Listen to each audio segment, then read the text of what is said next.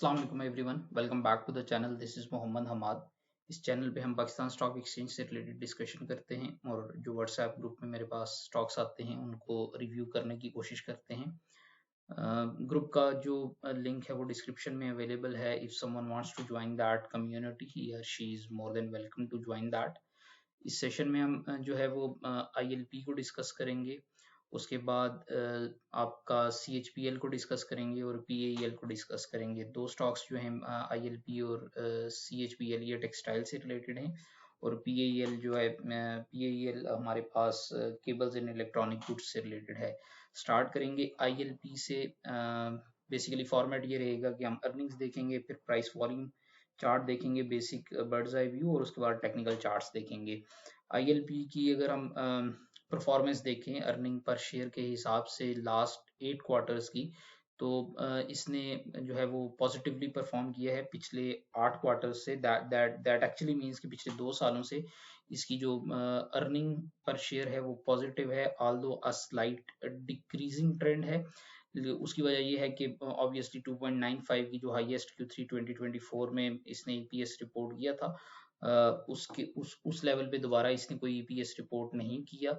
और जो आपका लोएस्ट EPS इसने Q1 2025 में 0.16 का रिपोर्ट किया था।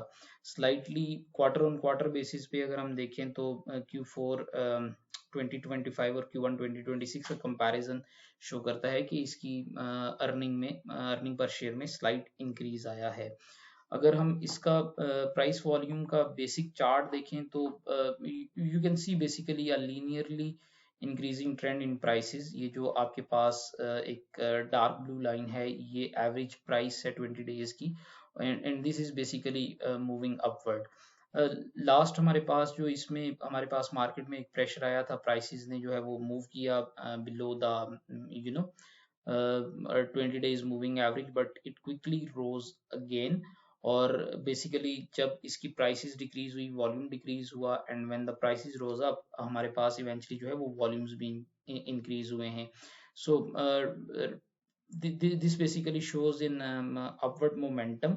अगर टेक्निकल चार्ट की हम बात करें तो हमारे पास जो है ये बुलिश अलाइंड है एज ऑफ नाउ, और मेजर बाइंग इंटरेस्ट या जिसे इमीडिएटली आप सपोर्ट का लेवल कह सकते हैं वो 76 रुपए से लेकर आपका 78 रुपए के करीब करीब जो है वो लाई करता है।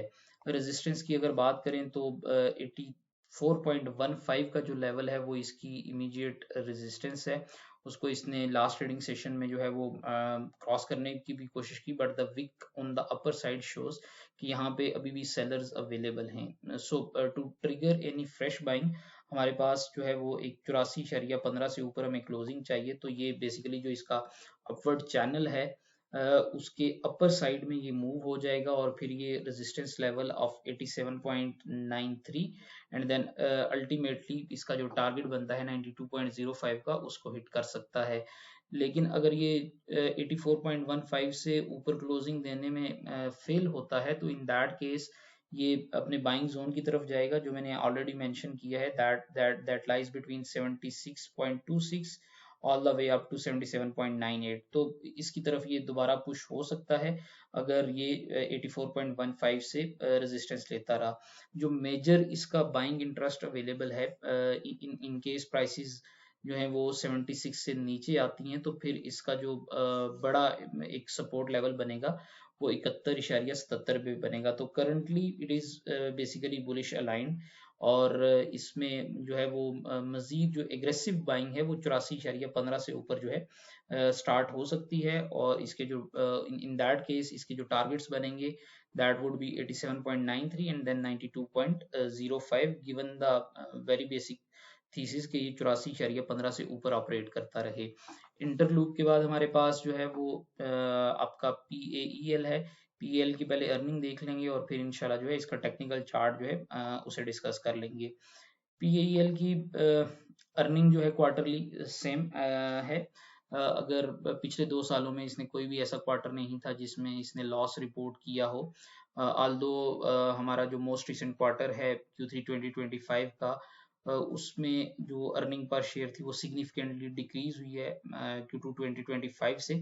However, it still remains profitable entity, और इसने कहीं भी पिछले 2 सालों में किसी भी क्वार्टर में लॉस रिपोर्ट नहीं किया। On the birds eye view इसमें जो एज सिचुएशन इवॉल्व हुई, इसने बड़ा अच्छा एक रैली बनाई और 60 से ऊपर फिर इसको रेजिस्टेंस मिलना शुरू हुई। करंटली सिचुएशन ये है कि अगर आप देखें यहाँ पे प्राइसेस इसकी डिक्रीज हो रही हैं और इसके वॉल्यूम्स जो हैं वो भी डिक्रीज हो रहे हैं। दैट मीन्स के जो सेलिंग प्रेशर है that can get exhausted in near future, क्योंकि जब भी आपकी प्राइसेस जो हैं वो डिक्रीज हो रही होती हैं और वॉल्यूम भी उसी हिसाब से डिक्रीज हो रहा होता है, तो that basically shows sell off exhaustion जिसे आप बोलते हैं। एक जहाँ पे प्राइसेस आपकी अपवर्ड ट्रेंड में होती हैं और कुछ करेक्शन लेती हैं, तो वो that situation is technically called sell off exhaustion. तो ये सेल ऑफ एग्जॉशन की इसमें सिचुएशन जो है वो आने वाले दिनों में इवॉल्व हो सकती है। टेक्निकल चार्ट पे अगर हम इसको देखें तो करंटली जो है इसकी जो सपोर्ट बनेगी वो 55.69 की सपोर्ट है। बेसिकली 56.78 की सपोर्ट जो इसने तोड़ी है और इसे रिक्लेम नहीं कर सका लास्ट ट्रेडिंग सेशन में, उसकी वजह से अभी इसकी 55.69 की जो सपोर्ट लेवल है वो एक्सपोज्ड है, और अगर यहाँ पे ये सस्टेन ना कर सका तो जो मेजर बाइंग इंटरेस्ट इसका होगा वो 54 रुपीज के पास होगा। So now there are two situations, इधर ये यहाँ से रिवर्सल ले और 56.78 के ऊपर क्लोजिंग दे दे, तो that can be a bullish thesis.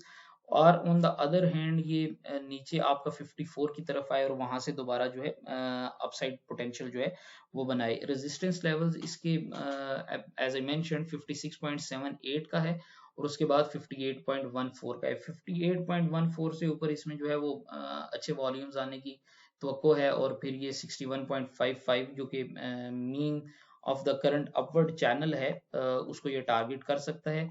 61 से ऊपर जब ये क्लोजिंग देगा तो फिर हम इसमें एक जो है वो किसी ब्रेकआउट, फ्रेश ब्रेकआउट की सिचुएशन को इवॉल्व कर लेंगे, वहां पे इसे डिस्कस करेंगे और फिर ये 68 या उससे कुछ स्लाइटली ऊपर जा सकता है। But the point here to note is कि ये दो लेवल्स आपके जो 55.69 का है और 54 का बड़ा जो लेवल है उसको उसको देखने की जरूरत होगी, क्योंकि वॉल्यूम्स अगर आप देखें तो वो काफी ड्राई हो रहे हैं, and that sometimes is an indication along a lot of other indicators कि जब भी वॉल्यूम्स ड्राई हो जाते हैं तो वहां से हम देखते हैं कि प्राइसेस में जो है वो रिवर्सल आ सकता है। 54 का लेवल इसलिए भी इम्पोर्टेंट है कि अगर आप यहाँ से इसकी रिट्रेसमेंट मेजर करें, जो इसने बड़ी एक मूव बनाई थी आपके 23rd 24 से लेकर all the way up to your 8th Jan move, तो वहां से ये काफी हद तक 78 की रिट्रेसमेंट की तरफ भी आता हुआ नजर आ रहा है। तो I believe there is nothing to worry about PAL right now, unless ये 54 से ऊपर ऑपरेट करता है तो इसका जो बुलिश थीसिस है वो प्रिवेल करेगा। PAL के बाद हमारे पास चनाब लिमिटेड है, that is again from the textile sector. और अगर इन इन तीनों की हम बात करें तो CHBL जो है ये बेसिकली एक लॉस मेकिंग एंटिटी है। पिछले 2 सालों से इसने किसी भी क्वार्टर में जो है वो पॉजिटिव EPS रिपोर्ट नहीं किया। That makes it basically loss making entity, और इसमें जो प्राइस का आपका ट्रेंड है वो भी सेम शो हो रहा है। अभी इस फंडामेंटल को हम जो है वो मैप भी करेंगे इंशाल्लाह प्राइस वॉल्यूम चार्ट पे और टेक्निकल चार्ट पे। अगर आप देखें तो Q4 में इसकी जो अर्निंग पर शेयर थी वो -5 थी, और जो मोस्ट रिसेंट क्वार्टर है आपका Q1 2026 उसमें जो अर्निंग लॉस पर शेयर है 1.48 हो गया है। मैथमेटिकली स्पीकिंग ये इम्प्रूवमेंट है, क्योंकि इस अगर कंपनी जो है वो प्रॉफिट में अभी नहीं भी गई तो उसके जो लॉसेस हैं वो बड़े सिग्निफिकेंटली रिड्यूस हुए हैं। मतलब 5 से लेकर 5 रुपए पर शेयर के लॉस से अगर आप 1.5 रुपए पर शेयर के लॉस पे आ गए तो दैट इज मैथमेटिकली एक इम्प्रूवमेंट है जो कंपनी के ऑपरेशंस हैं उसमें। प्राइस वॉल्यूम चार्ट अगर आप देखें तो द थिंग इज कि इसकी प्राइसेस में जो डाउनफॉल आया था आपके पास लेट अक्टूबर 2025 में, उसके बाद प्राइसेस ने कभी भी 20 डेज की एवरेज से ऊपर क्लोजिंग नहीं दी। बट अर्ली जैन से या लेट दिसंबर की अगर हम बात करें तो यहाँ पे प्राइसेस जो हैं उन्होंने कंसोलिडेशन फेज में वो चली गई हैं।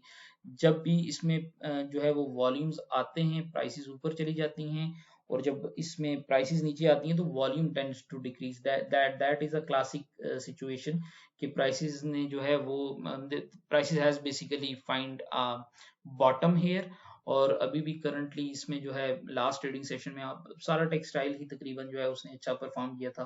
और जिस दिन हमने देखा कि फौजी फर्टिलाइजर के रिजल्ट्स ने मार्केट को पुश किया, उस दिन का भी अगर आप डाटा देखें तो textile was the sector basically जिसने जो है वो इतना ज्यादा आपकी प्राइसेस में फॉल रिपोर्ट नहीं किया, और they were slightly in positive numbers on that day too। अगर टेक्सटाइल सेक्टर की स्पेसिफिकली बात करें तो ऑल्दो जो लॉस पर शेयर है वो डिक्रीज हो चुका है, प्राइसेस जो है they have slightly bottom out. और हमें इसको टेक्निकल चार्ट पे अभी जो है वो देखेंगे कि कहाँ पे हमारे पास इसमें सिचुएशन इवॉल्व हो सकती है। So this is basically the consolidation phase जहाँ पे इसकी प्राइसेस अभी मूव कर रही हैं। 11.95 का एक सपोर्ट लेवल है जिससे नीचे प्राइसेस मूव नहीं हो रही। जैसे ही उससे प्राइसेस नीचे मूव होती हैं we see increase in prices, volumes increase होते हैं और प्राइसेस भी इवेंचुअली इंक्रीज होके वहां पे सेटल हो जाते हैं। हाउएवर 13.04 और 13.83 का जो लेवल है वो स्टिल एक चैलेंजिंग रेजिस्टेंस इसकी अवेलेबल है, और उससे ऊपर जाने की सूरत में जो है हमारे पास एक इसका बुलिश कंफर्मेशन हो जाएगी, and then prices are expected to basically move on the upside. अगर 11.95 को इसने जो है वो सपोर्ट ना किया, वहां पे इस लेवल को ये रिस्पेक्ट ना कर सका, तो फिर क्या होगा कि हमारे पास एक फ्रेश जो है वो इसमें सेलिंग आ सकती है जो कि इसे 10.42 के मैक्सिमम लेवल की तरफ जो है वो पुश कर सकती है।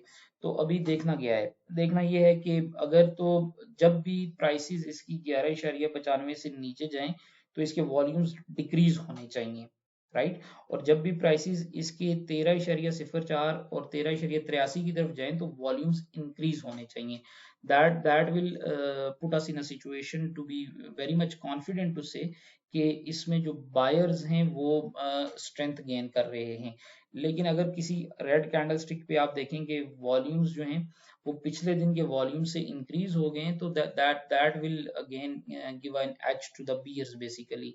सो कंसोलिडेशन फेज है, 13.83 से ऊपर बुलिश हो जाएगा, और अगर 10.95 से नीचे जो है वो कंसिस्टेंटली ऑपरेट करता है with the higher volumes then the volumes of the previous day, तो इसमें अगेन फ्रेश सेलिंग आ सकती है और वो 10.42 की तरफ जो है वो जा सकते हैं। So this out of all the stocks जो इस सेशन में हमने डिस्कस किए हैं, PAEL और आपका ILP, उसमें ये कंसोलिडेशन फेज में है, और ILP और PAL जो है दे आर स्टिल बुलिश।